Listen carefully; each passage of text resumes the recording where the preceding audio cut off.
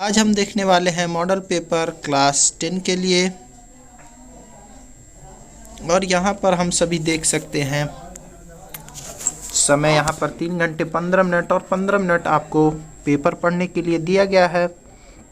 और इसमें देखिए आप देख सकते हैं दो सेक्शन क और ख। यहाँ पर दो सेक्शन आपको क और ख करके दिया गया है और प्रत्येक खंड का जो आपको ध्यान से उत्तर देना है। और जो आपका पहला इसमें प्रश्न है वह है बहुविकल्पीय, जो कि खंड का होने वाला है। तो इसको आपको OMR के अंदर अपने पेपर में करना होगा। OMR के अंदर देखिए बेल्जियम मॉडल की मुख्य विशेषता क्या है। तो बेल्जियम मॉडल की मुख्य विशेषता है सत्ता में सभी जातीय समूहों की साझेदारी। तो हमारा ऑप्शन ए यानी कि क वाला ऑप्शन जो है वो सही हो जाएगा। अब चलते हैं हम लोग आगे। फिर कह रहा है महात्मा गांधी ने किस घटना के कारण असहयोग आंदोलन को स्थगित कर दिया। तो इसका आंसर हो जाएगा चौरी चौरा कांड। चौरी चौरा कांड के कारण महात्मा गांधी ने असहयोग आंदोलन को क्या कर दिया, स्थगित कर दिया। ठीक, अब देखिए आगे हमारा जो प्रश्न है वह पूछ रहा है 1861 में संयुक्त इटली का शासक कौन बना। 1861 में संयुक्त इटली का शासक बना कावूर, माउंट डी कावूर पूरा नाम है। फिर चलते हैं हम लोग आगे। हिंद स्वराज नामक पुस्तक की रचना किसने की। तो हिंद स्वराज नामक पुस्तक की रचना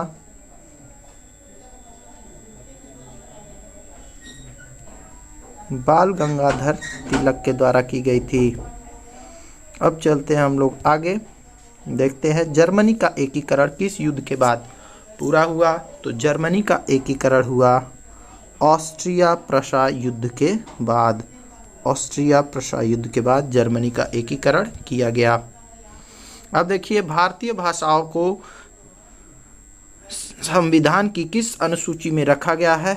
तो कहेंगे हम लोग संविधान की 8वीं अनुसूची में कितनी भाषाएं हैं। टोटल हमारी इस समय में 24 भाषाएं संविधान की 8वीं अनुसूची में रखी गई हैं। अब यहाँ से हमारा जो प्रश्न है वह है अति लघुत्तरीय प्रश्न। इसमें पूछा जा रहा है गांधी जी द्वारा चलाए गए 2 सत्याग्रह आंदोलनों का उल्लेख कीजिए।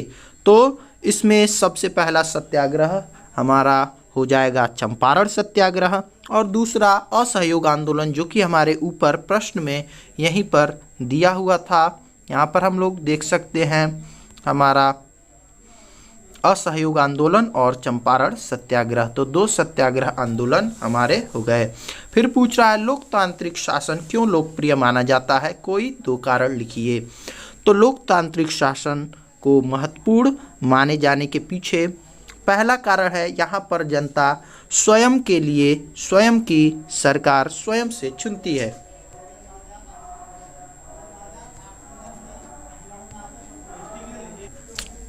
जी हाँ दोस्तों, फिर आपसे पूछ रहा है भारत की उत्तरी पूर्वी सीमा पर स्थित 2 लोकतांत्रिक देशों के नाम लिखिए।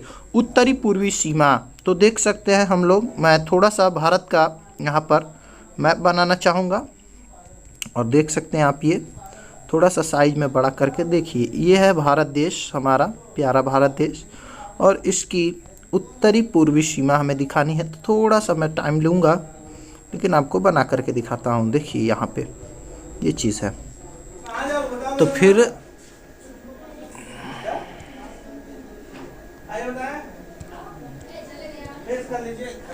यहाँ पर देखिए हमारा पूछ रहा है उत्तर पूर्वी सीमा पर स्थित 2 लोकतांत्रिक देशों के नाम लिखिए। तो हमारे उत्तर पूर्वी सीमा पर स्थित 2 लोकतांत्रिक देश हमारे कौन कौन से हैं। तो पहला हमारा हो जाएगा नेपाल और दूसरा हो जाएगा हमारा म्यांमार। तो हमारे 2 देश कौन से हैं, पहला है नेपाल और दूसरा हमारा हो जाएगा म्यांमार। ठीक है, तो 2 देश हैं हमारे, पहला हो जाता है नेपाल और दूसरा म्यांमार। ठीक है, अब बढ़ते हैं हम लोग आगे। और यहाँ पर हमारा अगला प्रश्न जो है वो पूछ रहा है लघु उत्तरी प्रश्न, प्रश्न नंबर 10, मरियान और जर्मेनिया कौन थी। तो इसके बारे में हमें कोई जानकारी नहीं है। तो आइए हम देखते हैं इस प्रश्न पर। रॉलेट एक्ट क्या था? इतिहास का प्रश्न है ये, काफ़ी महत्वपूर्ण प्रश्न। रॉलेट एक्ट, गांधी जी के ने इस एक्ट का विरोध किस प्रकार किया? तो रॉलेट एक्ट गांधी जी के द्वारा इसे कहा गया बिना जमानत, बिना गिरफ्तारी का वारंट। गांधी जी ने इसे काला कानून भी कहा था और इसके लिए गांधी जी ने सत्याग्रह का प्रयोग किया और इसका विरोध किया।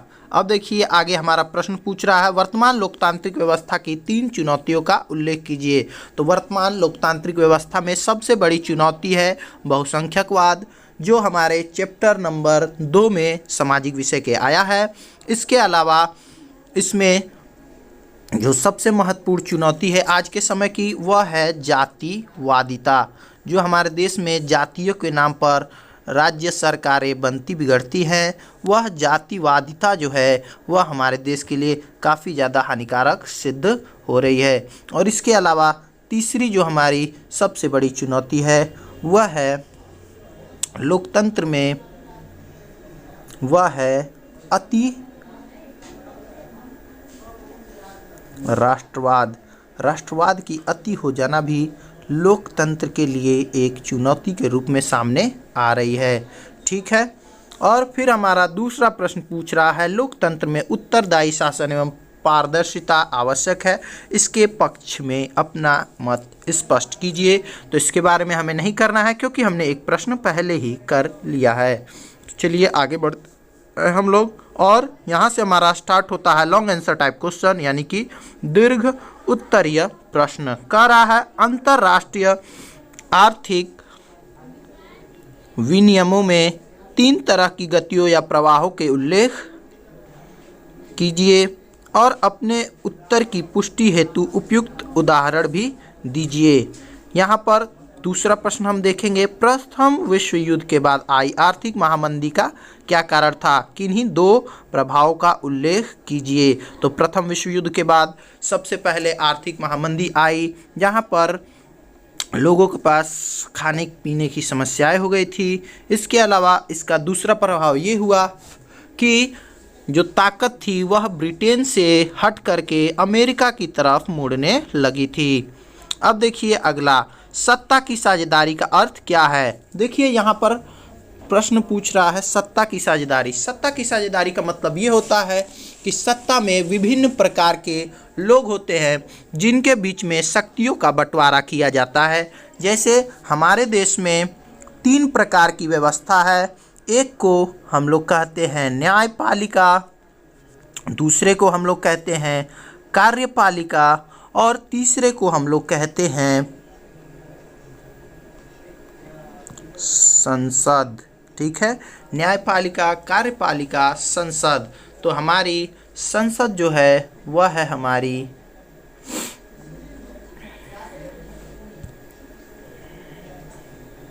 सत्ता की साझेदारी का उदाहरण। अब आइए देखते हैं हम लोग अगला, यह क्यों आवश्यक है? तो सत्ता की साझेदारी कार्यों के सफल नियमन के लिए आवश्यक है और इसके 2 कारणों का उल्लेख कीजिए कि सत्ता की साझेदारी क्यों आवश्यक है। सत्ता में सभी को बराबरी का हक मिलना चाहिए और सत्ता में सभी वर्गों का प्रतिनिधित्व हो, इसके लिए सत्ता की साझेदारी होना आवश्यक है। फिर हमारा प्रश्न पूछ रहा है संघवाद का अर्थ क्या है? जब देश में अलग अलग छोटे छोटे प्रांत होते हैं तो वहाँ पर सभी प्रांतों को मिला करके एक संघ का निर्माण किया जाता है। तो भारत में सन 1935 से जो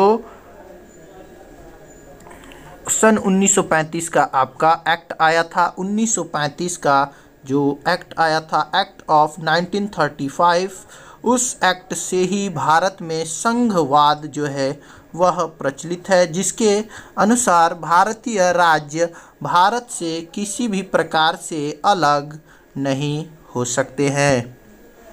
अब चलिए हम लोग चलते हैं अपने अंतिम प्रश्न की तरफ, जो है मानचित्र संबंधित प्रश्न। वह पूछ रहा है वह स्थान जहां पर जालियांवाला बाग हत्याकांड हुआ। तो इस प्रश्न का उत्तर हो जाएगा हमारा अमृतसर। तो अमृतसर के अंदर हमारा जालियांवाला बाग हत्याकांड हुआ था, अमृतसर के अंदर।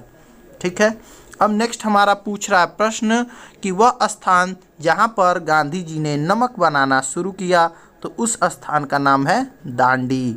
दांडी में गांधी जी ने नमक बनाना प्रारंभ किया।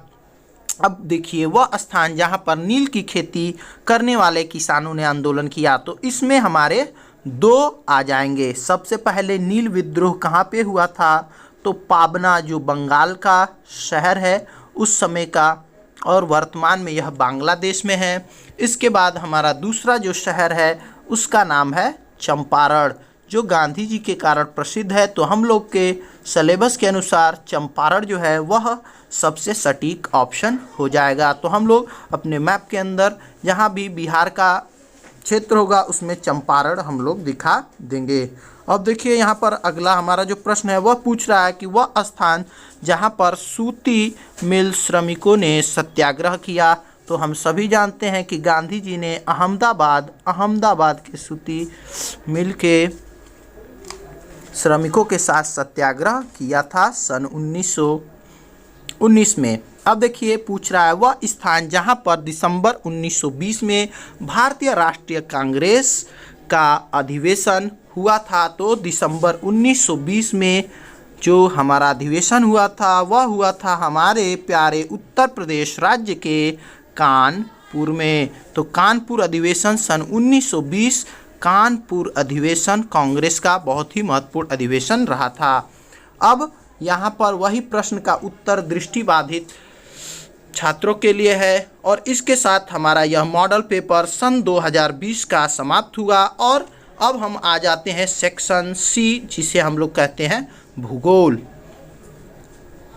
तो भूगोल में हमारा जो बहुविकल्पीय प्रश्न है वह पूछ रहा है कि सीढ़ीदार खेती कहाँ की जाती है। तो सीढ़ीदार खेती पहाड़ों में की जाती है, यानी इसका हमारा सही आंसर हो जाएगा ऑप्शन नंबर डी, यानी कि घ वाला, जिसे हम लोग कहते हैं उत्तराखंड। चलिए बढ़ते हैं हम लोग आगे, और आगे हमारा पूछ रहा है निम्न में से रबी की फसल कौन है। तो वो फसल जो ठंडी के दिनों में उगाई जाती है उन्हें हम लोग रबी की फसल कहते हैं। और यहाँ पर हो जाएगा रबी की फसल हमारी चना कब उगाया जाता है, ठंडी के दिनों में। चलिए बढ़ते हैं आगे। फिर अगला प्रश्न पूछ रहा है झारखंड में स्थित कोडरमा किस खनिज का अग्रणी उत्पादक है। तो कोडरमा प्रसिद्ध है हमारा लौह अयस्क की खेती के लिए, कोडरमा। ठीक है, अब बढ़ते हैं हम लोग अपने अगले प्रश्न की तरफ। इनमें से किस राज्य में काली मृदा पाई जाती है। तो काली मृदा यहाँ पर प्रमुख रूप से पूछ रहा है, ये बात ध्यान देने वाली है। काली मृदा गुजरात, महाराष्ट्र, कर्नाटक तीनों क्षेत्रों में पाई जाती है। गुजरात में भी पाई जाती है, महाराष्ट्र में भी पाई जाती है। लेकिन यहाँ पर ध्यान देने लायक बात यह है कि यहाँ पर मुख्य रूप से पूछ रहा है, तो इसलिए हमारा सही ऑप्शन हो जाएगा गुजरात, यानी कि क वाला ऑप्शन। चलिए अब हम बढ़ते हैं आगे। अगला हमारा प्रश्न पूछ रहा है मानव विकास सूचकांक HDI में भारत का स्थान कितना है। तो यह प्रश्न है सन 2022 का। तो उस दौरान भारत का मानव विकास सूचकांक में 190वां स्थान था।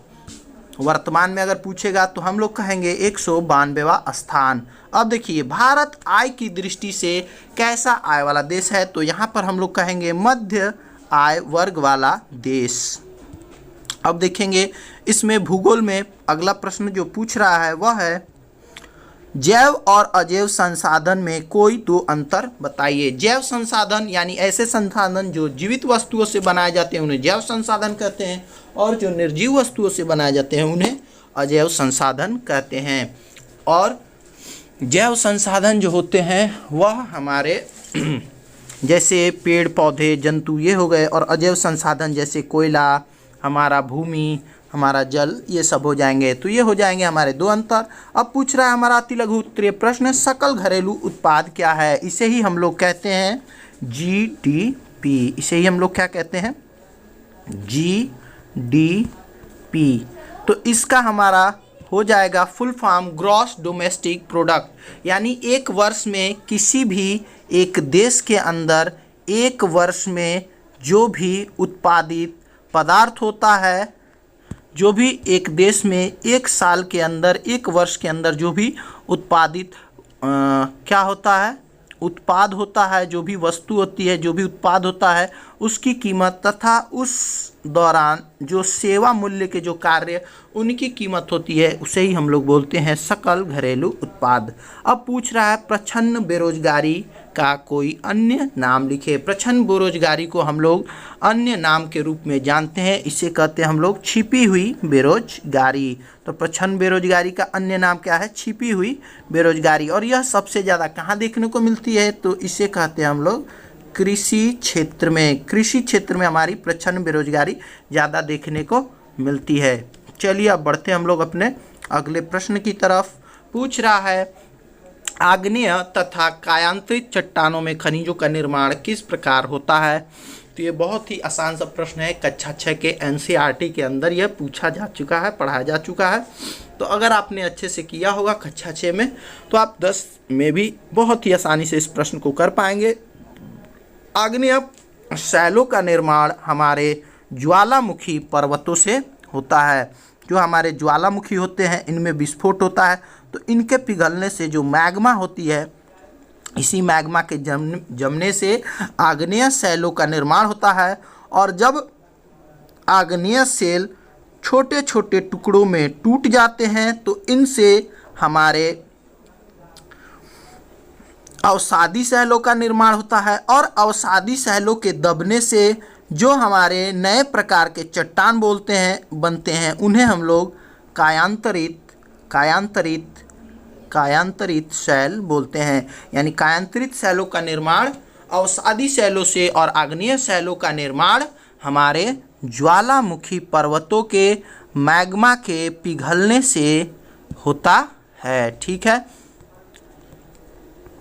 अब हम लोग बढ़ते हैं आगे और हमारा प्रश्न पूछ रहा है भारतीय अर्थव्यवस्था के विभिन्न क्षेत्रकों के नाम लिखिए। तो भारतीय अर्थव्यवस्था के 3 मुख्य क्षेत्रक हैं। पहले क्षेत्रक का नाम है, उसे हम लोग बोलते हैं प्राथमिक क्षेत्रक, जिसमें हमारा कृषि, मत्स्य पालन आदि आ जाते हैं। दूसरे क्षेत्रक का नाम है द्वितीयक क्षेत्रक और तीसरे क्षेत्र का नाम है तृतीयक क्षेत्रक, जिसमें हमारा सेवा क्षेत्र आ जाता है। जैसे हम आपको पढ़ा रहे हैं, तो ये भी क्या है?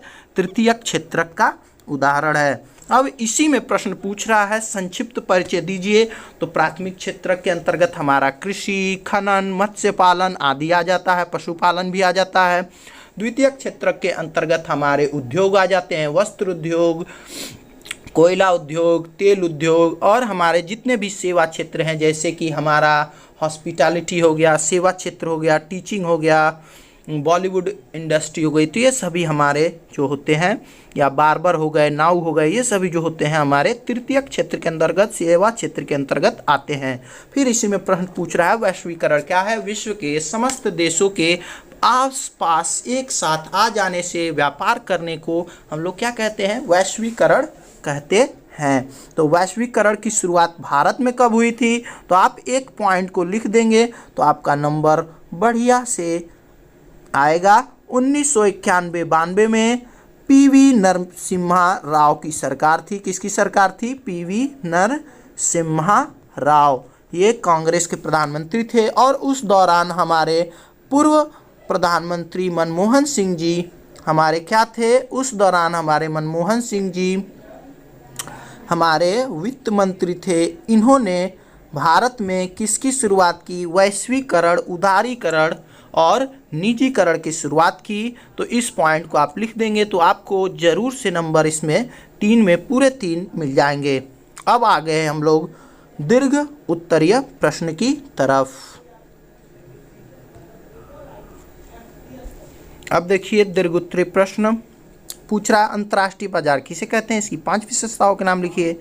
और यहाँ पर दूसरा प्रश्न है परिवहन के साधन कितने प्रकार के होते हैं? स्थल परिवहन में सड़क परिवहन को कितने भागों में बांटा जा सकता है? तो अंतर्राष्ट्रीय बाजार, ये थोड़ा सा प्रश्न हम लोग छोड़ते हैं। देखते हैं परिवहन के साधन कितने प्रकार के होते हैं। परिवहन के साधन 3 प्रकार के। स्थल परिवहन, पहला हो गया स्थल परिवहन, दूसरा हो गया हमारा रेल परिवहन और तीसरा हो गया हमारा वायु परिवहन। और स्थल, रेल, वायु को हम लोग एक और इसमें जोड़ सकते हैं, हम लोग जोड़ सकते हैं जल परिवहन। इसमें से 2 का हम वर्णन काफ़ी आसानी से कर सकते हैं। ठीक है, तो आप लोग इसको बना के डिटेल में लिख सकते हैं। फिर आपका पूछ रहा है वैश्वीकरण का प्रभाव एक समान नहीं है, इस कथन की व्याख्या अपने शब्दों में कीजिए। तो इसको आप आसानी से कर सकते हैं प्रश्न को। यहाँ पर प्रश्न पूछ रहा है पश्चिम बंगाल के एक उद्यान का नाम स्थान सहित, तो आप बता सकते हैं रॉयल बोटैनिकल गार्डन कोलकाता, जो कि कोलकाता में है, तो आप इसको दर्शा सकते हैं। इसके अलावा अब हम देखते हैं नर्मदा नदी पर एक बने हुए बांध का नाम, तो आपका बहुत ही प्रसिद्ध बांध है जिसका नाम है सलाल बांध, जो कि नर्मदा नदी पे है। इसके अलावा आपका सरदार सरोवर बांध है, जो कि प्रधानमंत्री नरेंद्र मोदी का एक ड्रीम प्रोजेक्ट था, तो ये आप लिख सकते हैं। फिर पूछ रहा है महानदी, तो महानदी आपका ओडिशा के पास है, तो आपने भारत के मैप को ऐसे ड्रॉ कर लेना है और भारत के मैप के अंदर आपको यहाँ पर दर्शा देना है महानदी। ये जो उड़ीसा का क्षेत्र है यहीं पर आपका महानदी बहती है।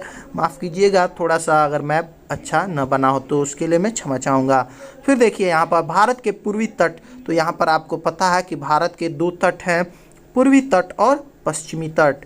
तो यह हमारा भारत का जो निचला हिस्सा है और इसमें हमारा ये है हमारा पूर्वी तट, ये है हमारा पश्चिमी तट। तो पूर्वी तट पर स्थित एक पत्तन, तो हमारा यहाँ पर एक पोर्ट है जिसका नाम है विशाखापत्तनम, या छोटा सा एक पोर्ट हम लोग नाम लिख सकते हैं जिसका नाम है चेन्नई, जो कि एक प्राकृतिक बंदरगाह है। और इसी के साथ हमारा ये सेक्शन आज का यहीं पे समाप्त होता है। Thank you. चैनल को सब्सक्राइब करें। Have a nice day.